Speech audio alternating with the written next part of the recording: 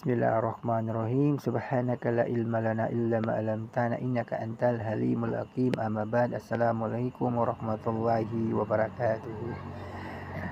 Salamat ko sa mga taga-Prakosya Muslim abang samuro tamang kanong mga taga-Prakosya Kristiyano o mga Kristiyano, hello sa inyong tanan, sa inyong lahat. Itong nakikita ninyong video ay ginagawa namin ay yung tinatawag na tahara. Yung hudo, yung ibdas, yung magsuti ka sa tradisyon ng Islam, guys. Bago ka magsala, kailangan makahudo ka muna, yung ibdas.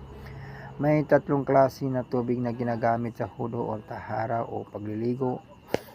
Itong ginagamit na tubig ito, number 1, yung tinatawag na arahiya, guys. Yung arahiya tinatawag sa Tagalog yung tubig na walang amoy. Kailangan yun walang amoy na tubig. Number 2, yung sa Tagalog yung tubig na walang lasa. Hindi pwede may lasa gaya ng juice or cokes, hindi pwede yan.